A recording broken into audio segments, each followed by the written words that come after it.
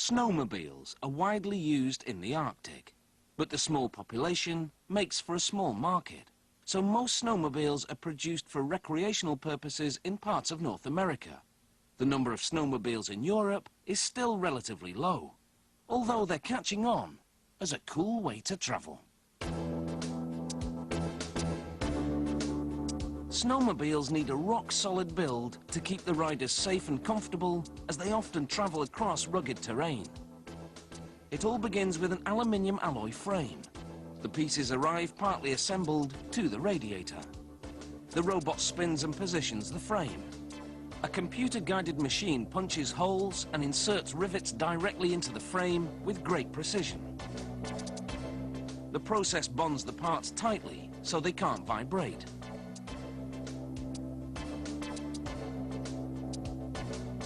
Next comes the rear suspension, aimed at making the ride as smooth as possible. Inserting this plastic slide into the runner minimizes friction between the track and the suspension. A conveyor belt carries this suspension system through several stations. Wheels and sprockets will turn the track that grips the snow. The suspension kit, with springs and coils, goes directly into the runners. Along with these shock absorbers, the suspension will fit snugly into the snowmobile's frame. For now, everything is tightened manually. Assembling the transmission system starts with this countershaft. First, a high-performance brake disc made of forged steel is installed. The chain case fits snugly on top, thanks to the ridges on this ring.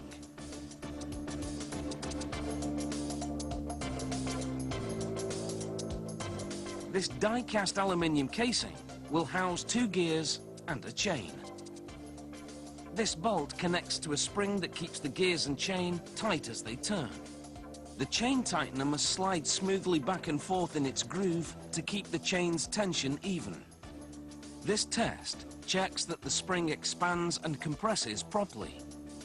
Now comes the oil gauge. It's essential that oil lubricates the parts thoroughly, because the motor will generate a great deal of friction. The transmission fits on top of the frame. These coils, springs, runners and wheels fit easily into the rubber track. The rear suspension system connects to the track system, while this white plastic sprocket connects the track to the transmission. The speed sensor attaches directly to the sprocket.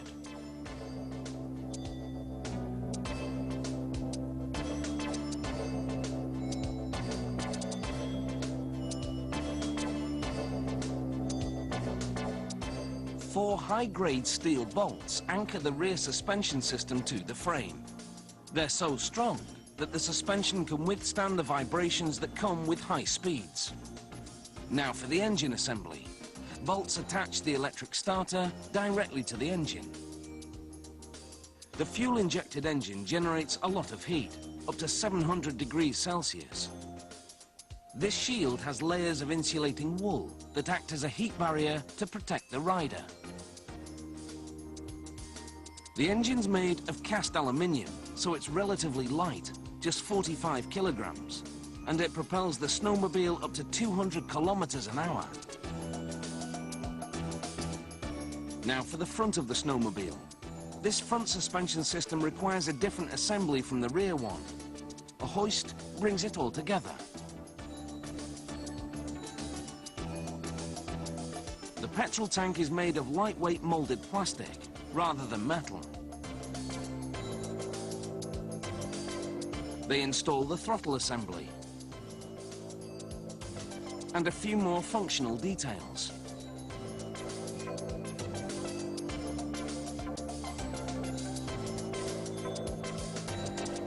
These lightweight aerodynamic plastic side panels give this snowmobile a sleek look.